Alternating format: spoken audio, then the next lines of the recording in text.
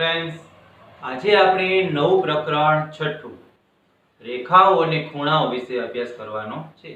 આજનો વિડિયો છે આપણો વ્યાખ્યાઓ આધારિત રહેશે। આજના આખા વિડિયોની અંદર વ્યાખ્યાઓ વિશે આપણે અભ્યાસ કરવાનો છે, બરોબર છે।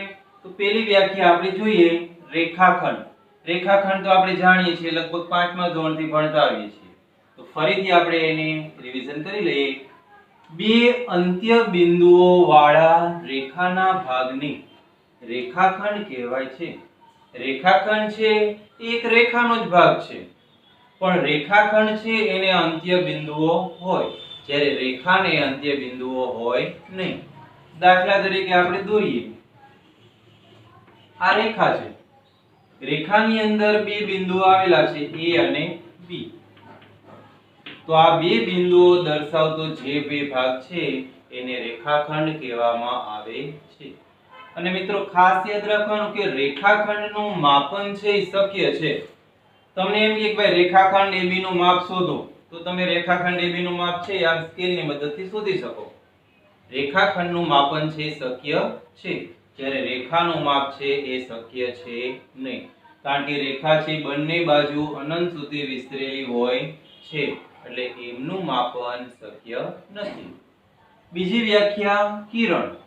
એક જ અંત્ય બિંદુ ધરાવતા રેખાખંડના ભાગને એક જ અંત્ય બિંદુ ધરાવતા રેખાના ભાગને કિરણ કહેવાય છે। કિરણ કોને કહેવાય? તો કે એને અંત્ય બિંદુ એક જ હોય, આ એક જ અંત્ય બિંદુ હોય, બીજું અંત્ય બિંદુ છે રેખાનો એક ભાગ હોય, તો એવા ભાગને કિરણ કહેવામાં આવે છે। કિરણનું માપન પણ શક્ય નથી, કારણ કે એક બાજુ એનું અંત્ય બિંદુ છે પણ બીજી બાજુ એનું અંત્ય બિંદુ નથી, બીજી બાજુ તે અનંત સુધી વિસ્તરેલી છે, માટે એમનું માપન શક્ય નથી। એમના પછી સમરેખ બિંદુઓ। જો 3 કે 3 થી વધારે બિંદુઓ એક જ રેખા પર આવેલા હોય તો તે બિંદુઓ સમરેખ બિંદુઓ કહેવાય। 3 અથવા તો 3 કરતા વધારે બિંદુઓ જો એક જ રેખા પર આવેલા હોય તો એમને સમરેખ બિંદુઓ કહેવામાં આવે છે। દાખલા તરીકે આ રેખા છે, એમના ઉપર આ 3 બિંદુ આવેલા છે, આ ચોથું બિંદુ D આવેલું છે, તો તમને એમ કે ભાઈ બિંદુઓ A B C D એ સમરેખ બિંદુઓ છે કે અસમરેખ બિંદુઓ છે? તો તમારે જોવાનું ભાઈ ચારે ચાર બિંદુઓ એક જ રેખામાં સમાવેશ થાય છે। જો એક જ રેખામાં સમાવેશ થતો હોય તો એવા બિંદુઓને સમરેખ બિંદુ કહેવામાં આવે છે। સમજાઈ ગયું? હવે બીજી રીતના આપણે વ્યાખ્યા કરીએ, આકૃતિ દોરીએ કે આ બે આ ત્રણ બિંદુઓ છે A B C D। હવે આ ચારે ચાર બિંદુઓ એક જ સમરેખ બિંદુઓ હશે કે અસમરેખ બિંદુ હશે? તો જોવાનું ભાઈ ચારે બિંદુઓ પસાર કરતી કોઈ એક રેખા મળે છે? નથી મળતી, આને રેખા કહેવાય? ના કહેવાય। રેખા તો સીધી હોય ને, સીધી લીટીમાં હોય, તો ચારે બિંદુઓ સમાવતી કોઈ એક રેખા નથી મળતી, માટે આ ચારે બિંદુઓ છે અસમરેખ બિંદુઓ છે। આ એની બીજી વ્યાખ્યા, અથવા તો સરળ વ્યાખ્યા આ જ રહેશે કે 3 અથવા તો 3 કરતા વધારે બિંદુઓનો સમાવેશ જો કોઈ એક રેખામાં થતો હોય તો તેવા બિંદુઓને સમરેખ બિંદુઓ કહેવામાં આવે છે, બરોબર? એમના પછી વ્યાખ્યા ચોથી અસમરેખ બિંદુઓ। જે બિંદુઓ સમરેખ નથી તેવા બિંદુઓ અસમરેખ બિંદુઓ છે। જે બિંદુઓને આપણે સમરેખ બિંદુ ન કહી શકીએ એવા બધા બિંદુઓને અસમરેખ બિંદુ કહેવાય। આપણે આકૃતિ દોરી, આ ABCD ઉપર આ જે દોર્યું એ ચારે બિંદુઓ છે અસમરેખ છે, કારણ કે એ સમરેખ નથી એટલે અસમરેખ છે। હવે આપણે જોવાના છે ખૂણાના પ્રકારો। તો મિત્રો ખૂણાના 5 પ્રકાર છે। એમાંનો પહેલો પ્રકાર એટલે લઘુકોણ। તો લઘુકોણ કોને કહેવાય? તો કે જે ખૂણાનું માપ 0 અંશ અને 90 અંશની વચ્ચે હોય તે ખૂણાને લઘુકોણ કહેવાય છે। જે ખૂણાનું માપ 0 અંશ કરતા વધારે અને 90 અંશ કરતા ઓછું હોય તો તેવા ખૂણાને લઘુકોણ કહેવામાં આવે છે। દાખલા તરીકે આપણે આમ દોરીએ, આ ખૂણો જે દોરેલો છે એને લઘુકોણ કહેવાય કે આ ખૂણો છે એનું માપ છે 0 અને 90 અંશની વચ્ચેનો ખૂણો હશે. બીજો પ્રકાર કાટકોણ. જે ખૂણાનું માપ 90 અંશ હોય તે ખૂણાને કાટકોણ કહેવાય છે. કાટકોણ કોને કહેવાય? તો કે જે ખૂણાનું માપ એક્ઝેક્ટ 90 અંશ હોય, નહીં તો 90 કરતા ઓછું, નહીં તો 90 કરતા વધારે, તો એવો જે ખૂણો હોય એને કાટખૂણો કહેવામાં આવે છે. કાટખૂણાની આકૃતિ દોરીએ. આ કાટખૂણો છે, બરોબર. કાટખૂણો કીધો ન હોય પણ એનો આવો જે સંકેત તમને આપેલો હોય આવો, તો એ ખૂણો છે એ કાટખૂણો કહેવાય. અને કાટખૂણો છે એ હંમેશા એક્ઝેક્ટ 90 અંશનો જ હોય છે. સમજાય છે? તો આ 90 અંશનો છે માટે આ કાટખૂણો કહેવાય. ત્રીજો પ્રકાર ગુરુકોણ. જે ખૂણાનું માપ 90 અંશ અને 180 અંશની વચ્ચે હોય તે ખૂણાને ગુરુકોણ કહેવાય છે. જે ખૂણાનું માપ 90 અંશ કરતા વધારે હોય અને 180 અંશ કરતા ઓછું હોય તો તેવા ખૂણાને ગુરુકોણનો ખૂણો કહેવામાં આવે છે. હવે આ જે કાટકોણ દોર્યું એ કાટકોણનું એક બાજુ છે તમે આ બાજુ લંબાવી દો તો જે ખૂણો બને એ ગુરુકોણ બને. જો અહીંયા આ જે આકૃતિ છે એ ગુરુકોણની છે. એક્ઝેક્ટ ખૂણાની જરૂર નથી પણ 90 અંશ કરતા મોટો છે આ છે, 180 અંશ કરતા નાનો છે આ છે, તો એ ખૂણાને ગુરુકોણનો ખૂણો કહેવાય. આ ખૂણો છે ગુરુકોણનો ખૂણો કહેવાશે. હવે આપણે આવે છે સરળ કોણ. હવે ચોથો અને પાંચમો પ્રકાર જે છે એ આપણે પહેલી વખત અભ્યાસમાં આવે છે. બાકી આ ત્રણ પ્રકાર તો આપણે આઠમામાં શીખી ગયેલા છીએ. હવે નવમો પ્રકાર સરળ કોણ. જે ખૂણાનું માપ 180 અંશ હોય તે ખૂણાને સરળ કોણ કહે છે. સરળ કોણ એટલે આપણે સામાન્ય ભાષામાં કહીએ તો એક રેખા. એ રેખા છે એને આ અભ્યાસની અંદર એક કોણ બતાવેલો છે અને ઈ કોણ એટલે સરળ કોણ. સરળ કોણની આકૃતિ દોરીએ.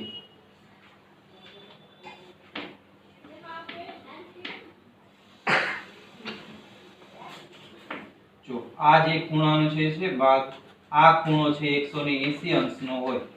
કેટલા અંશનો હોય? 180 અંશનો હોય તો આ ખૂણાને સરળ કોણ કહે છે. આપણે તો અત્યાર સુધી આને રેખા જ કહેતા અને રેખા જ કહેવાય, પણ અહીંયા ખૂણાની ભાષામાં કહીએ તો આ ખૂણો છે એ સરળ કોણ કહેવામાં આવે છે. સમજાઈ ગયું? જે ખૂણાનો માપ 180 અંશ હોય એ ખૂણો સરળ કોણ. હવે છેલ્લો પ્રકાર વિપરીત કોણ. જે ખૂણાનું માપ 180 અને 360 અંશની વચ્ચે હોય તે ખૂણાને વિપરીત કોણ કહેવાય છે. હવે જે ખૂણાનું માપ છે 180 અંશ કરતા વધારે હોય અને 360 અંશ કરતા ઓછું હોય તો એવા ખૂણાને વિપરીત કોણ કહેવામાં આવે છે. આ જ આકૃતિની અંદર આ એક બાજુ BC છે બરોબર છે, ચાલો આ બીજી બાજુ જે BA છે એને તમે આમ નીચેની બાજુ લંબાવી દો તો આ જે ખૂણો જે ભાગ બનશે આ ભાગને સરળ કોણનો ખૂણો કહે છે. આ ભાગ છે એટલે અહીંથી અહીંયા સુધીનો ભાગ એ હંમેશા 180 અંશ કરતા વધારે હશે અને 360 કરતા ઓછું. તો જે ખૂણાનો માપ 180 અંશ કરતા વધારે અને 360 અંશ કરતા ઓછું હોય તો એવા ખૂણાને વિપરીત કોણ કહેવામાં આવે છે. તો આ 5 પ્રકાર ખૂણાના છે. હવે ખૂણાઓની જોડના પ્રકાર વિશે અભ્યાસ કરવાનો છે. પહેલો પ્રકાર છે કોટિકોણ. તો મિત્રો કોટિકોણ કોને કહેવાય? તો કે જે બે ખૂણાઓના માપનો સરવાળો 90 અંશ થાય તે ખૂણાઓને એકબીજાના કોટિકોણ કહેવામાં આવે છે.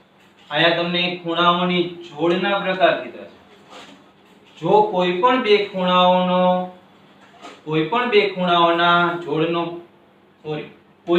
ખૂણાઓના માપનો સરવાળો છે 90 અંશ થતો હોય તો એ બે ખૂણાઓ છે કોટિકોણના ખૂણા કહેવાય. દાખલા તરીકે લઈએ આપણે કોટિકોણ છે હંમેશા કાટકોણ ઉપરથી બને. આવા કાટકોણ ત્રિકોણ ABC છે, બરોબર છે. કાટકોણ ત્રિકોણ ABC ને તમે બે ભાગ કરો, કાટકોણ ત્રિકોણના બે ખૂણાના ભાગ બની ગયા, એક ખૂણો ABD અને બીજો ખૂણો CBD. હવે આ બે ખૂણાઓ જે છે એ કાટકોણ ઉપરથી બનેલા છે, માટે આ બે ખૂણાઓને કોટિકોણની જોડના ખૂણાઓ કહેવામાં આવે છે. આ બે ખૂણાઓના માપનો તમે સરવાળો કરો તો એ હંમેશા કેટલો થતો હોય? 90 અંશ થતો હોય. સમજાણો? એ જ પ્રમાણે બીજો પ્રકાર છે પૂરક કોણ. જે બે ખૂણાઓના માપનો સરવાળો 180 અંશ થાય, કોઈ પણ બે ખૂણાઓ છે એ બે ખૂણાઓના માપનો સરવાળો જો 180 અંશ થતો હોય તો તે ખૂણાઓને એકબીજાના પૂરક કોણ કહે છે. કોઈ પણ બે ખૂણાઓ, અહીંયા તમારે સરવાળો આવે છે 180, તો 180 અંશના ખૂણાને કયો ખૂણો કહેવાય? સરળ કોણ કહેવાય. તો આપણે અહીં દોરીએ સરળ કોણ.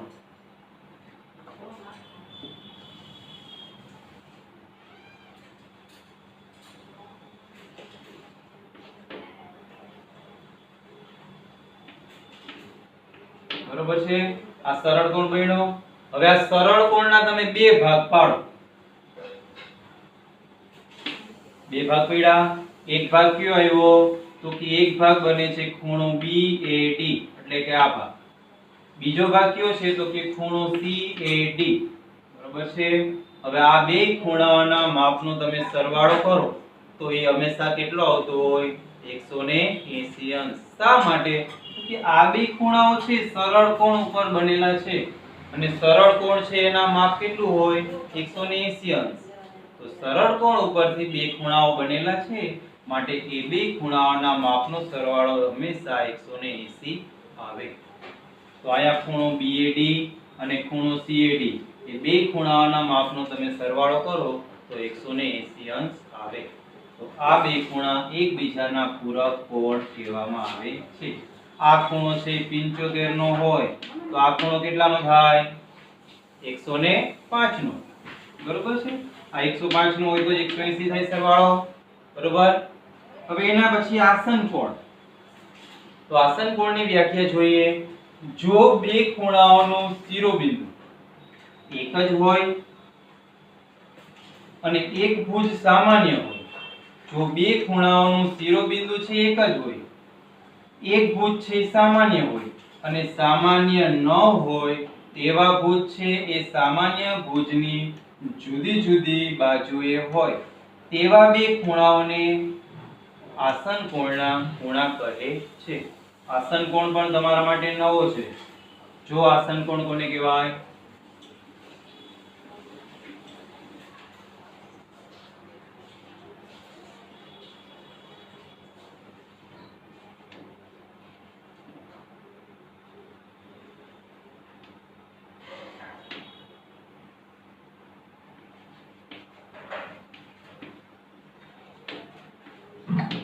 બરોબર છે?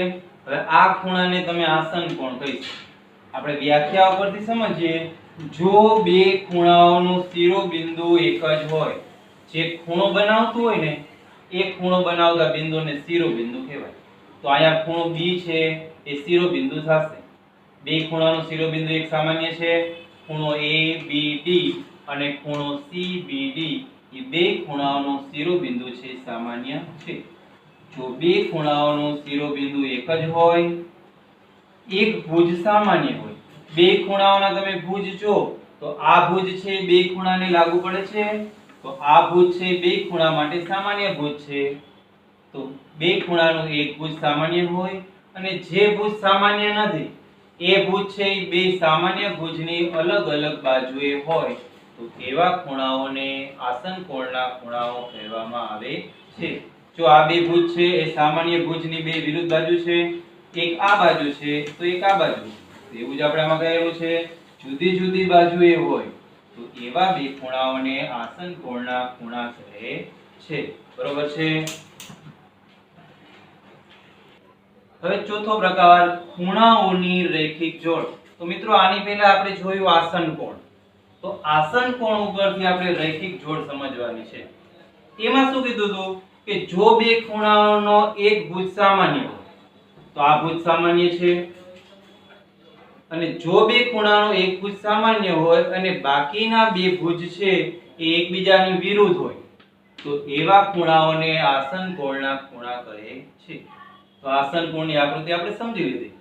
તો રૈખિક જોડના ખૂણા કોને કહેવાય? તો કે એ પણ એક આસન કોણના જ ખૂણા છે. પણ રૈખિક જોડ માટે શરત શું છે કે એક ભુજ છે સામાન્ય હોય અને બાકીના જે બે ભુજ છે ને એ એકબીજાના વિરુદ્ધ કિરણો હોય.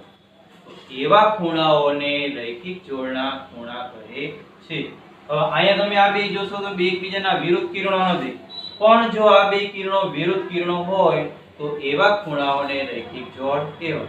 દાખલા તરીકે આપણે આકૃતિ દોરીને સમજીએ.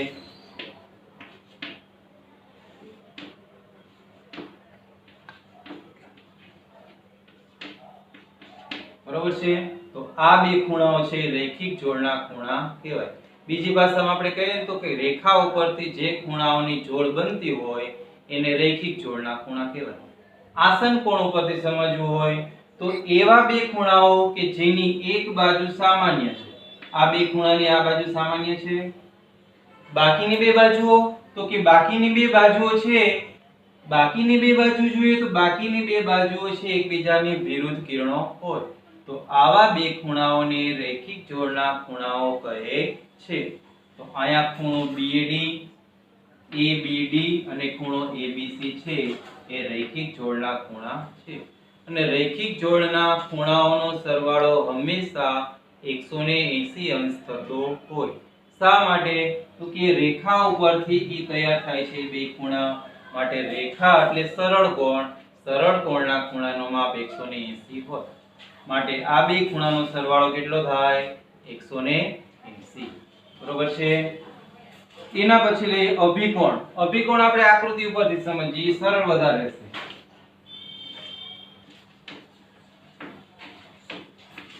વ્યાખ્યા કરતા આકૃતિ છે સરળ રહેશે. હવે જો મિત્રો અહીંયા બે રેખાઓ, એક રેખા AB, બીજી રેખા CD. એ બે રેખાઓ એકબીજાને છેદે છે. ક્યાં છેદે છે? અહીંયા આપણે નામ આપી દઈએ O. તો આ બે રેખાઓ એકબીજાને છેદવાથી ચાર ખૂણાઓ બને છે. બને છે ખૂણો AOC, ખૂણો BOC, ખૂણો BOD, ખૂણો AOD. બને છે. તો એમાં જે સામસામેના ખૂણાઓ હોય એ સામસામેના ખૂણાઓને અભિકોણના ખૂણાઓ કહે છે. અને અભિકોણના ખૂણાઓના માપ હંમેશા કેવા હોય? સરખા હોય. આ ખૂણો 30 નો હોય તો આ ખૂણો છે 30 નો જ હોય. તો એ પ્રમાણે આ ખૂણાઓ પણ સામસામેના ખૂણાઓ છે. બરોબર છે? તો આ ખૂણાઓ પણ અભિકોણની જોડના ખૂણાઓ કહેવાય. આ 150 નો ખૂણો હોય તો આ પણ 150 નો ખૂણો કહેવાય.